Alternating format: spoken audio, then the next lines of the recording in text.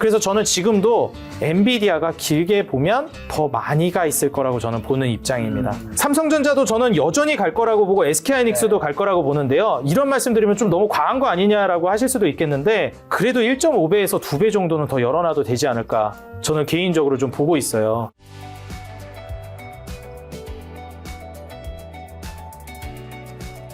자, 반도체 섹터도 좀 여쭤봐야 되는데 반도체 빅2가 엔비디아와 구글 간의 AI 대전에서 모두 수혜를 입을 것이란 분석이 있는데 이런 경쟁이 국내 반도체 기업에는 위기일까요? 일단 기회일까요? 일단 이제 제가 또다시 한번 사이클 얘기를 하게 되는데요.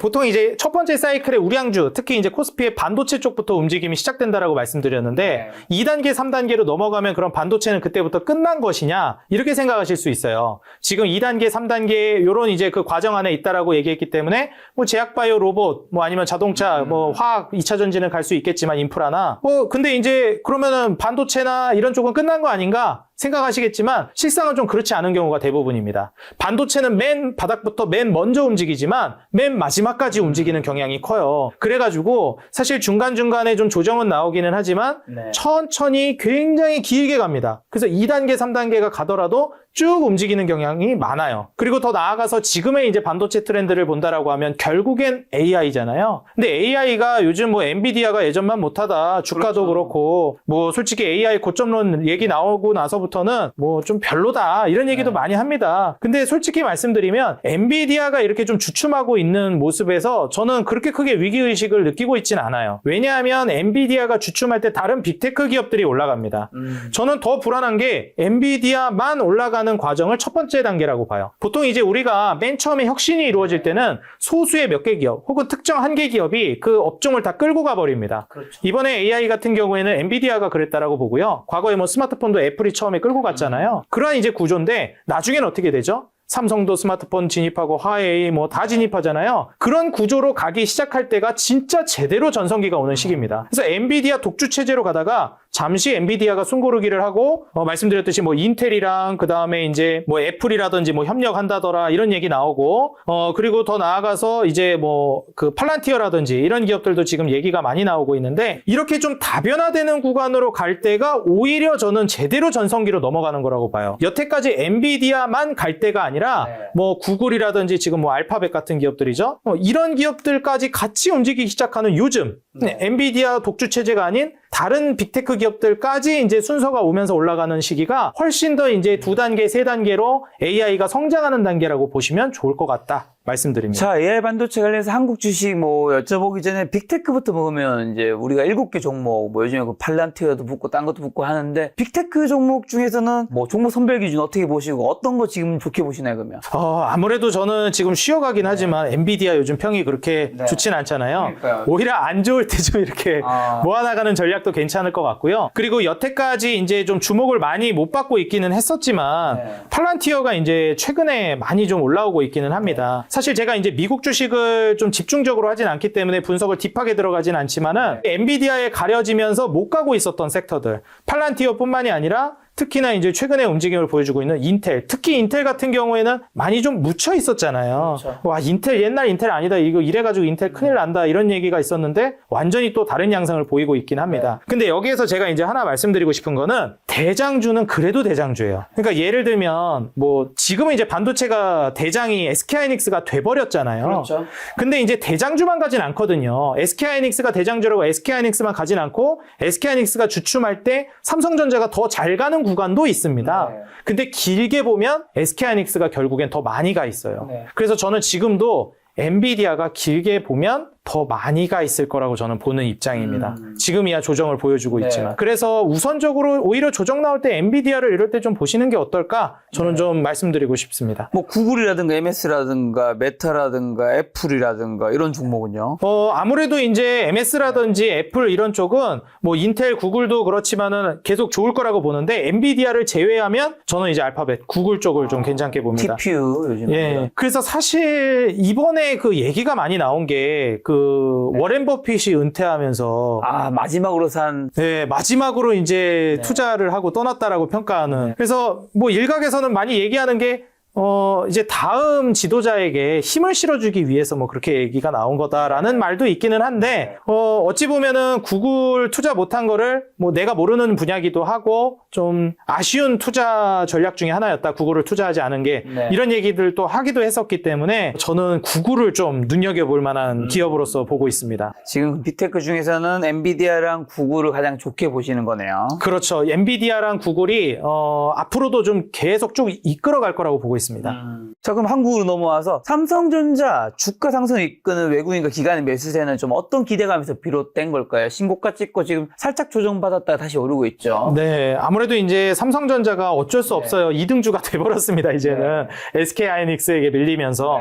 그래서 프리미엄도 많이 뺏기기는 했는데요. 근데 뭐 앞으로도 그러리라는 법은 없으니까요. 이제부터 또 개선을 해나간다라고 하면은 충분히 더 좋은 모습을 보여줄 수 있을 거라고 생각을 합니다. 근데 이제 삼성전자 같은 경우도 그렇지만은 SK하이닉스도 그렇고 이 두 개 기업이 신고가를 쓸 때 반도체 업황이 계속 좋아져요. 그래서 지금 보시다시피 이제 뭐 소부장단에서 이번에 테일러 팹 관련된 종목들 많이 얘기하고 있습니다. 삼성전자 같은 경우에는 테슬라와의 시너지, 그 다음에 이제 그 오픈 AI와 그 다음에 그 AMD와의 삼각동맹 구도, 여기에서 이제 또 활로를 찾을 거라고 얘기하는데 저는 테슬라와의 시너지를 많이 기대하고 있어요. 근데 이제 테일러 팹 관련해가지고도 이제 얘기를 많이 하고 있는 그런 종목들이 이제 4개가 유니셈이라, 그 다음에 코미코, 그 다음에 솔브레인, 뭐 HPSP, 이런 종목들을 이제 많이 얘기하는데, 이런 종목들 같은 경우에는 사실 이제 삼성전자가 지금 아직 신고가를 못 뚫었잖아요. 신고가 뚫으면 저런 이제 종목들을 보셔도 괜찮다. 그래서 이런 지표 종목들이 신고가 쓰는 거를 보고 투자하는 것도 저는 나쁘지 않은 전략이라고 말씀드려요.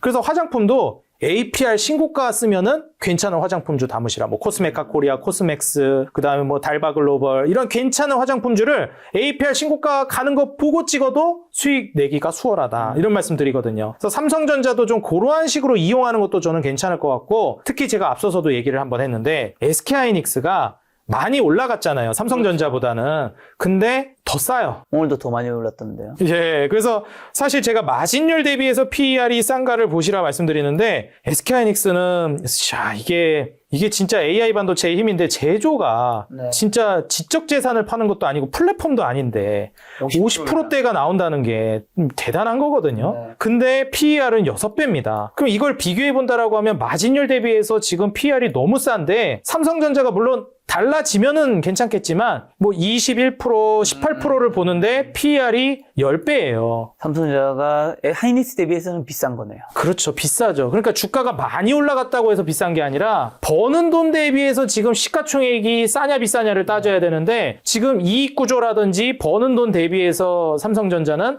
SK하이닉스보다 오히려 비싸다고 평가할 만한 상황입니다. 그럼 두 개 종목 중에서 하이닉스를 더 좋게 보시는 거네요. 네, 아무래도. 그리고 저는 또 강하게 말씀드린 게 뭐냐면 1등이라는 게요, 이런 대기업 간의 그 산업 구조에서 우리가 뭐 동네 장사하는 게 아니잖아요. 이런 글로벌 기업들 사이에서는 한 번 1등을 뺏으면요, 다시 1등을 잘 안 뺏깁니다. 쉽게 뺏기질 않아요. 그런 경우가 물론 뭐 있을 수도 있겠죠. 세상 일이라 모르는 거니까. 거의 없습니다.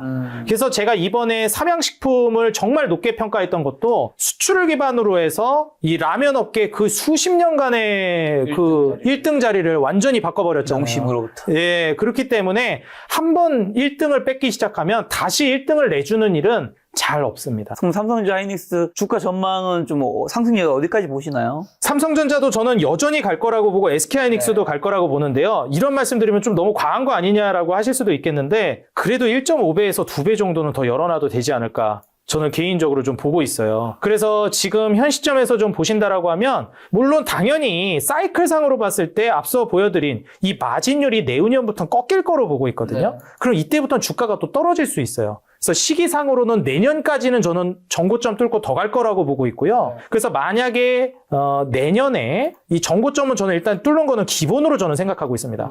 여기 뚫고 나서부터가 시작이다라고 말씀드려요. 그럼 뚫고 나서부터 얼마나 올라가느냐를 보시고, 내년 한 중순에서 말 정도 되니까 이제 좀 주춤한다 싶으면 그때부터 한 차례 좀 매도를 하셨다가 추후에 다시 사이클 돌아올 때 공략하는 것도 방법이고요. 지금 방금 말씀드린 것처럼 너무 싸다라는 거를 이제 인지하시고 장기 장기 투자를 하시는 거라면 아예 그냥 뭐 1.5배, 2배 노리시고 5년, 10년 가져가시면 어떨까? 저는 이렇게 말씀드리고 그렇게 싶습니다. 좋게 보시는데 외국인들은 왜 보유 비중을 줄이고 있을까요? 아무래도 이제 최근에 기술적으로 많이 올라간 것도 그렇고 네. 줄였다 하더라도요, 이게 56%에서 53% 뭐 이 정도 수준이라 여전히 좀 많다라고 저는 보고 있습니다. 자, 반도체 장비 그럼 소부장 종목 중에서 SK하이닉스, 삼성전자 낙수 효과를 가장 크게 보일 수 있는 탑픽은 어디가 될까요? 아무래도 이제 앞서 말씀드렸던 삼성전자 같은 경우에는 HPSP라든지 솔브레인, 뭐 코미코, 유니셈 이런 종목들을 좀 보시면 좋을 것 같은데 SK하이닉스 단에서 이제 본다라고 하면은 저는 최근에 이제 많이 얘기가 나오고 있는 이수페타시스. 근데 이제 이수페타시스도 지금 보시면 아시겠지만 외국인 보유 비중이 정말 많이 늘어나고 있어요. 그리고 주가도 정말 많이 올라갔습니다. 이거를 근데 이제 신규 진입을 해도 된다라고 말씀드리기가 저도 올라갈 거라고 보기는 하는데 참 부담스러운 자리기는 해요. 근데 일단 SK하이닉스가 올라간다라는 전제하에 이수페타시스가 안 갈 거라고 보지는 않거든요. 그래서 이제 모멘텀이나 이제 이익 구조 자체도 올라간다라는 걸 감안하면 지금 또 그렇게 막 되게 싸다라고 보기도 애매합니다. 근데 올라갈 거라고 보이기는 하다 보니까 그래서 올라간다라는 거를 생각하면은 이수페타시스가 좀 올라갈 것 같고요. 다만 좀 각별히 좀 조심을 하셔야 되겠다. 근데 이게 부담된다면 한미반도체 역시 이제 좀 수혜를 받을 만한 종목 중에 하나라고 봐요. 물론 이제 뭐 하나비전이라든지 그 하나그룹 반도체 쪽에 밀릴 수도 있다 이런 얘기 나오지만 그래도 한미반도체는 SK하이닉스발 수혜를 여전히 받을 거라고 보고 있습니다. 그래서 이제 16만 원이 최근 이제 고점 부근까지 자리를 잡았는데 다시 한번 요 부근까지는 올라가 주지 않을까. SK하이닉스가 또 신고가를 가면 저는 그렇게 내다보고 있습니다. SK하이닉스와 삼성전자가 잘 가야지 이런 종목들도 갈 수 있을 거고 그리고 또 SK하이닉스랑 삼성전자가 윗단에서는 어떻게 보면 엔비디아가 가야지 또 SK하이닉스, 삼성전자가 갈 텐데 트럼프 대통령이 엔비디아 AI칩 H200 중수출 허용을 했는데 이 결정이 그러면 엔비디아 매출할 때 주가 반영에는 앞으로 얼마나 큰 호재로 작용할까? 이 뉴스 나오고 뭐 엔비디아 주가 조금 오르긴 했었지만 일단 지금 현 시점에서 HB의 허용도 그렇고 중국 시장이 이제 진출이 된다라고 하면은 좀 달라지진 할 것 같아요. 근데 그 뒤에서 말 나오는 거는 이미 아름아름 다 산다. 이렇게 이제 얘기는 하고 있어서 크게 영향을 준 것 같지는 않아요. 근데 이제 어찌됐건 그게 공식적으로 발표되는 건 완전히 다른 문제니까요. 그래서 이제 엔비디아 같은 경우에는 장기적으로 봤을 때는 앞서서도 제가 그 구글, 알파벳하고 엔비디아를 가장 좀 좋게 봤듯이 결국 하드웨어에서는 엔비디아가 끌고 갈 수밖에 없다고 봅니다. 그리고 이제 소프트웨어 쪽에서는 알파벳 이런 쪽이 이제 끌고 갈 거라고 보고 있어요. 근데 이제 중요한 것은 엔비디아가 또 신고가를 써줘야 되는데 그러려면 한번 또 모멘텀이 불어오긴 해야 될 것 같습니다. AI발 모멘텀 부족하다. 지금 데이터 센터에서 지금 그래픽카드 GPU 부족하다라는 얘기 나오면서 전략 자산으로 확보할 거다. 이런 얘기가 또 한번 나와줘야 되는데 최근에 그게 워낙에 이슈몰이를 하고 그 이슈몰이가 좀 숨고르게 하는 구간이라서 좀 쉬었다가 갈 것 같기는 해요. 그래서 안 갈 거라고 보여지진 않으니 오히려 지금 구간부터 장기적으로 보시면서 엔비디아발 수혜를 좀 기대해보고 그로 인한 이제 한국 반도체 기업들도 다시 한번 도약하는 거 노려보셔도 좋을 것 같다. 다음 사이클 아니라 이번 사이클 안에 한 번 더 도약 가능하다고 봅니다. 그리고 또 대표님께서 투자할 때 수출 데이터를 굉장히 중요하게 보시던데 수출 데이터 쉽게 확인하고 활용하는 방법은 좀 어떻게 될까요? 사실 수출 데이터는 저 같은 경우에도 대부분 기사 찾아서 좀 보는 편입니다. 그리고 이제 아무래도 한국은행 쪽에서 내놓고 있는 데이터들 보는 것도 중요하다고 볼 수 있겠고요. 근데 이걸 이제 기반으로 본다라고 했을 때 그렇기 때문에 제가 이제 강조하고 있는 게 이제 수출 효자 품목군들입니다. 이 환율에 대해서도 계속 강조를 드리고 있는데 환율이 지금 너무 불안해요. 아무래도 원화 경쟁력이 굉장히 급격하게 떨어진 것도 있고 앞으로 이게 크게 나아질 거라고 보여지진 않습니다. 우리나라는 계속 동결을 유지하면서 미국의 이제 유동성이 계속 풀려나오는 거를 우리가 염두에 둬야 하는데 그러려면은 또 이제 이번에 매파적 인하한다라는 불안감이 있기 때문에 당분간 또 소강 상태가 될 수도 있어요. 그런 과정에서 환율이 단기간에 빨리 안 잡힐 거라고 우리가 생각한다면 역시 또 고환율에서 수혜를 받을 만한 수출 기업들, 달러 버는 기업들을 봐야 하는데 그러려면 수출 데이터 그중에 이제 효자 품목 조선 그 다음에 방산, 원전, 그리고 이거는 다들 아시는 품목이잖아요. 근데 잘 모르고 있는 품목, 자동차까지도 다들 아십니다. 근데 이제 조방원은 이미 많이 갔고 자동차는 지금부터 투자하셔도 좋을 것 같아요. 그리고 제약바이오는 앞서 말씀드렸듯이 미국 수출 중심으로 되어 있는 기업들. 그를 기반으로 실적이 우상향하고 확 터지기 시작하는 이런 기업들 보시고 섹터로 봤을 때 아직 많이 주목을 안 하고 계시고 외면되고 있는 게 화장품이라고 봅니다. 화장품, 뷰티. 네. 예, 뷰티. 이게 화장품 뷰티가 한번 열풍이 불어오고 뭐 K-트렌드, K-팝이다 해서 완전 열풍이 불었었는데 요즘 또 굉장히 잠잠해요. 근데 이제 다들 아시겠지만 이번에 다카이치 총리가 이제 취임하고 나서부터 중국이랑 엄청나게 으르렁 싸우고 있습니다. 얼마 전에 뭐 군사적으로도 뭐 중국이 압박한다 이런 얘기도 나오던데 지금 중국이 한한령이 아니라 이제는 한일령을 얘기하고 있습니다. 그래서 하늘길 바닷길 다 막았다고 얘기하는데 뭐 이렇게 되면은 결국 이제 반사 이익을 우리나라는 받을 수밖에 없겠죠. 네. 일본 가려고 했던 유커들, 뭐 중국인 관광객들이 뭐 미국이나 유럽 가지는 않을 거니까요. 일본 가려고 했던 사람들이 한국을 오겠죠. 네. 그래서 사실 이제 한국의 관광이 좀 살아날 거다 기대하면서 롯데관광개발 같은 경우도 최근 주가가 신고가 쓰면서 올라가고 있고 뭐 한번 보시게 되면은 앞으로도 저는 더 갈 것 같습니다. 당분간 이게 해결될 것 같지는 않거든요.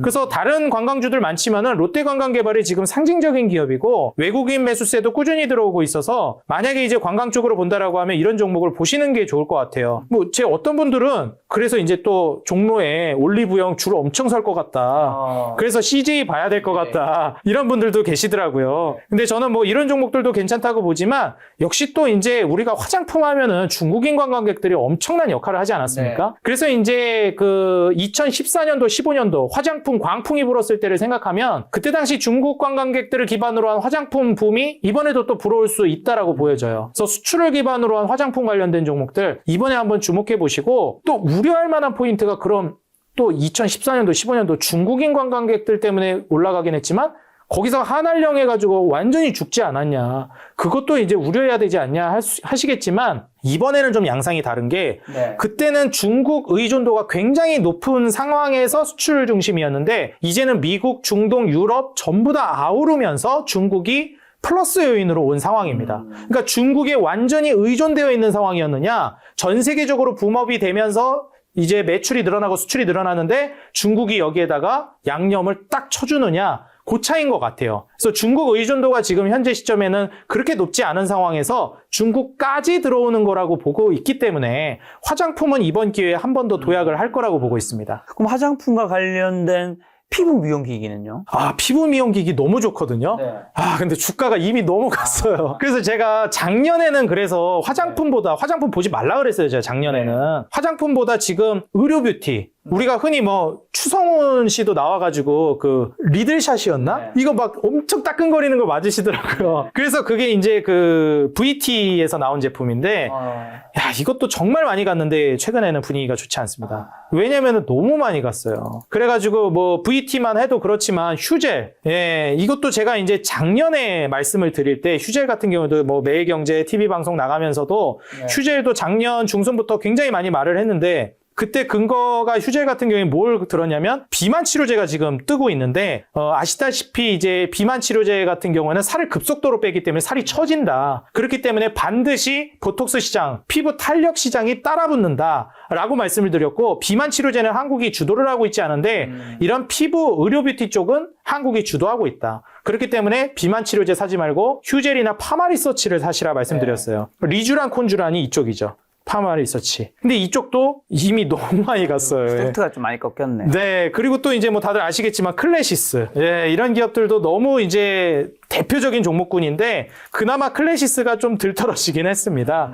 그리고 이제 기업 분석으로 넘어가게 되면 뭐 마진율 성장은 여전히 강력하고 여전히 클래시스는 싸요. 그래서 클래시스는 한 번 더 도약은 할 수 있을 것 같습니다. 제가 보기에는. 근데 피부 미용기기보다는 뷰티가 지금 괜찮아 보인다. 네, 맞습니다. 아무래도 뷰티는 제대로 못 간 종목이 아직 많아요. APR 같은 거는 앞으로 더 갈 수 있나요? APR은 저는 더 갈 거라고 보고 있는 입장이고요. 대장주죠. 예, 대장주기 때문에 그래서 이제 매출이나 영업이익 순이익이 우상향하고 있는데 지금 현재 마진율도 올라가고 있고 25%, 20%를 전망해요. 근데 PER이 19배를 전망하니까 신고가 쓸 확률은 충분히 있다고 봅니다. 근데 막 엄청 싸다까지는 아니에요. 근데 이게 APR 같은 경우에 그래서 저는 뭘 권장드리냐면 지금 당장 사신다 이거보다는 지금 일단은 화장품 종목 사지 마시고 APR이 신고가를 쓰면 그때 APR을 사시거나 아니면 아랫단에 좀 괜찮은 기업들. 예를 들면 요즘에 이제 뭐 코스맥스라든지 그 다음에 뭐 코스메카 코리아 이런 기업들도 지금 실적 성장성이 굉장히 좋거든요. 특히 코스메카 코리아는 외국인 보유 비중도 늘어나고 있고 주가도 아주 안정감 있게 바닥을 다지고 움직이는 상황이에요. 그래서 이런 종목들을 뭐 달바글로벌 같은 경우에도 그렇고요. 그래서 달바글로벌은 외국인 매수세가 늘어나고 있는 게 메리트입니다. 얼마 전에 이제 그 보호해수 물량 풀리면서 물량 나올 것도 다 나왔고, 그렇기 때문에 이제 달바글로벌, 뭐 코스메카 코리아, 코스맥스 같은 이런 종목들을 APR이 신고가를 뚫을 때 진입해 보시는 게 어떨까? 이렇게 좀 저는 조언 드리고 싶습니다. 저 오늘 대표님과 굉장히 많은 섹터 종목 점검한 시간 가져봤는데 2026년을 바라보면 지금 당장 좀 씨앗을 뿌려둬야 할 제2 뭐 알트오, 제2의 스카이니스가 될 잠재력 가진 섹터 한번 정리해 주신다면요. 참 한 종목만 고르기가 어려워서 섹터로 저는 말씀드리고 싶은데 추세를 따라가겠다, 그리고 정말 내년에 유동성을 가져가겠다라고 하면 어느 정도 주가 변동성은 크고 위험하더라도 이제 수익률을 노리는 로봇과 제약바이오는 담으셨으면 좋겠고요. 그리고 이렇게 너무 수익률만 기대고 가고 조금 불안하면 포트폴리오 안정성이 떨어지잖아요. 그래서 안정성을 꾀해줄 수 있는 자동차, 여전히 안 늦었습니다. 심지어 이건 혁신까지 들어가 있습니다.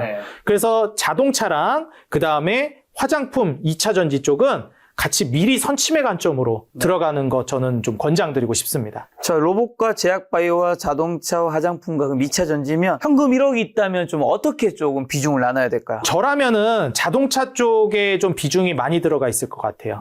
현 시점에서는 안정성도 좋고 혁신도 가져가기 때문에 저라면은 30% 이상을 자동차 분야에 많이 넣을 것 같습니다. 그리고 이제 아무래도 수익률을 책임져 줄 수 있을 만한 이제 로봇과 제약바이오를 합쳐서 한 30% 정도 두 섹터를 그 정도로 이제 저는 전망할 것 같고, 그리고 이제 화장품, 그리고 2차 전지화 이런 쪽을 합쳐서 20% 정도 들어갈 것 같습니다. 나머지 20%는 현금인가요? 네, 저는 현금이 지금 뭐 없어서는 안 되는 시기라고 보고 있어요. 왜냐면 한번 이제 대세 상승을 가져가기 전에 꼭 한번 휘청이는 구간이 오기도 하고 본격적으로 금리 인하하는 구간에서 꼭 그런 일들이 벌어지기 때문에 저는 현금과 금을 좀 섞어가지고 꼭 확보하시라고 저는 강조드리고 싶습니다. 자, 김작가TV에서 오늘 처음 만나 뵈었는데 대표님은 내년 왠지 자주 뵐 것 같은 느낌이 드는데 저희 시청자분들에게 투자 조언 한마디만 마지막으로 좀 주고 가신다면요.